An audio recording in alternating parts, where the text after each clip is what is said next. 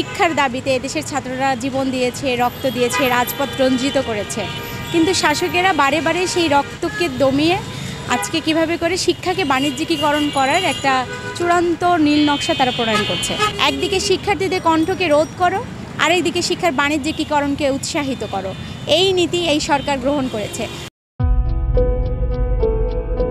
আজ মহান শিক্ষা দিবস 17 সেপ্টেম্বর।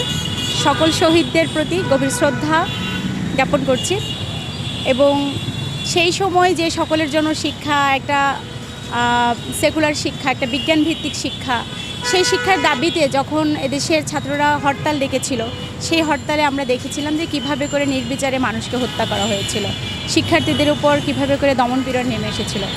সেই দমনপীড়নে শহীদ হয়েছিলেন অনেকেই। তো আমরা বারে বারে দেখেছি যে শিক্ষার দাবিতে এদেশের ছাত্ররা জীবন দিয়েছে, রক্ত দিয়েছে, রাজপথ রঞ্জিত করেছে। কিন্তু শাসকেরা বারে বারে সেই রক্তকে দমিয়ে আজকে কিভাবে করে শিক্ষাকে বাণিজ্যিকীকরণ করার একটা চূড়ান্ত নীল নকশা তারা প্রণয়ন করছে। আমরা সেই 62 শিক্ষা আন্দোলন ভুলি নাই। আমরা দেশ স্বাধীনতার পরে যখন আমরা একটা সর্বজনীন শিক্ষার দাবিতে লড়াই করছিলাম, যখন সকলের জন্য শিক্ষাটা হবে সেটা যখন প্রত্যাশা করছিলাম, তারপরে যখন প্রথমেই শিক্ষা কমিশন হলো, কুদরতে ক্ষুদা শিক্ষা কমিশন, সেই কমিশন থেকে আজ পর্যন্ত যতগুলো কমিশন হয়েছে প্রত্যেকটি কমিশনেই আমরা দেখেছি যে শিক্ষা বাণিজ্যিকীকরণ ধারা সেটি বহাল তবিয়তে রয়েছে। আমরা সবসময় তার বিরুদ্ধে একটা আন্দোলন করেছিলাম। 83 সেই মধ্য ফেব্রুয়ারির কথা আমরা ভুলি নাই। আজকে যখন 24 পেরিয়ে আমরা 25-এ এই শিক্ষা দিবসে এসে উপনীত হয়েছি, 24-এর যে গণঅভ্যুত্থান, সেই গণঅভ্যুত্থানেও যে আকাঙ্ক্ষাটা তৈরি হয়েছিল, সেই আকাঙ্ক্ষাও ছিল একটা বৈষম্যহীন সমাজ, একটা বৈষম্যহীন শিক্ষা, সেরকম একটি শিক্ষা ব্যবস্থা সেটা এদেশের ছাত্র সমাজ চেয়েছিল। কিন্তু আমরা দেখেছি যে সরকার গঠনের 1 বছর অতিবাহিত হয়েছে, কিন্তু অনেকগুলো 11টি কমিশন হয়েছে, অনেক সংস্কারের আলাপ আমরা শুনছি, গল্প শুনছি, কিন্তু শিক্ষার্থীদের যে এত বড় আত্মত্যাগ, সেই আত্মত্যাগের বিনিময়ে শিক্ষার্থীরা একটা শিক্ষা কমিশন, যেটা শিক্ষা সংস্কার করা হবে, শিক্ষার যে বাণিজ্যিকীকরণের ধারা, শিক্ষার যে সাম্প্রদায়িকীকরণের ধারা, শিক্ষা সংকোচনের যে নীতি, সেইগুলো পরিহার করে একটা সর্বজনীন একটা শিক্ষার দাবিতে, একটা বৈষম্যহীন একটা শিক্ষার দাবিতে ছাত্ররা যে জীবন দিল, আমরা এই সরকারের পক্ষ থেকে দেখিনি তার কোনো উদ্যোগ নিতে।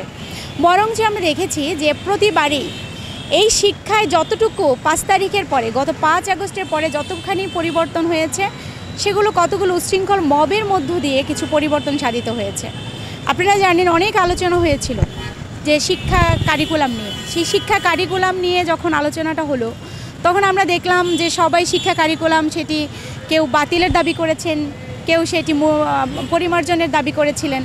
এই সরকার এসে তখন প্রথমে বলেছিল যে শিক্ষা কারিকুলাম সেগুলো তারা খতিয়ে দেখবে এবং সেগুলোর প্রেক্ষিতে নতুন যে কারিকুলাম, সেই কারিকুলাম তারা করবেন এবং পাঠ্যপুস্তক পরিমার্জন কমিটিও করেছিলেন। আমরা দেখেছি সাম্প্রদায়িক মৌলবাদী গোষ্ঠীর হুঙ্কারে সেই যে কমিটি তারা করেছিলেন, পরিমার্জন কমিটি, সেই কমিটি তারা বাতিল করে দিয়েছেন। আমরা দেখেছি যে এইচএসসি পরীক্ষার মতো একটা পাবলিক পরীক্ষা উচ্ছৃঙ্খল মবের কারণে তারা বাতিল করেছিলেন। আমরা দেখেছি যে 7 কলেজ, ঢাকা বিশ্ববিদ্যালয়ের সাথে 7 কলেজের যে একটা দ্বন্দ্ব, সেটাকে কাজে লাগিয়ে সেটা বিচ্ছিন্ন করা হয়েছে এবং লক্ষ লক্ষ শিক্ষার্থী ভুক্তভোগী হচ্ছে, তাদের শিক্ষা জীবন অনিশ্চিতের মুখে পড়ছে।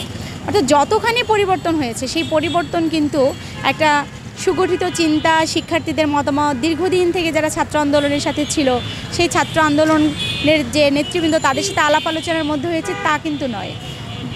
আমরা একই সাথে দেখছি যে ছাত্র রাজনীতির উপর নেমে এসেছিল একটা ভয়াল গ্রাস, ভয়াল থাবা, এবং তারই ফল হিসেবে আমরা দেখছি যে কীভাবে করে প্রত্যেকটি বিশ্ববিদ্যালয়, স্কুল, কলেজে নামে বেনামে ফি আরোপ হয়েছে। আপনারা দেখেছেন যে জাহাঙ্গীরনগর বিশ্ববিদ্যালয়ে যে ফি ছিল 3000 টাকা, সেটিকে 15,000 টাকা করা হয়েছিল এবং তার বিরুদ্ধে কিন্তু ছাত্ররা সেই সময় আন্দোলন করেছিল এবং আন্দোলন করে সেই ফি বাতিল করতে বাধ্য করেছিল। আমরা দেখেছি কুয়েটে 5 থেকে 7 গুণ বেতন বৃদ্ধি করা হয়েছে, উন্নয়ন ফি নামে বেতন বৃদ্ধি করা হয়েছে। অর্থাৎ একদিকে শিক্ষার্থীদের কণ্ঠকে রোধ করো, আরেকদিকে শিক্ষার বাণিজ্যিকীকরণকে উৎসাহিত করো। এই নীতি এই সরকার গ্রহণ করেছে। তার বিপরীতে আমরা যারা প্রগতিশীল রাজনীতি করছি, আমরা যারা সর্বজনীন শিক্ষার দাবিতে রাজনীতিটা করছি, কথা বলছি, আমরা সেই জন্যই সকল শিক্ষার দাবিতে লড়াকু মানুষদের গভীর শ্রদ্ধার সাথে স্মরণ করি।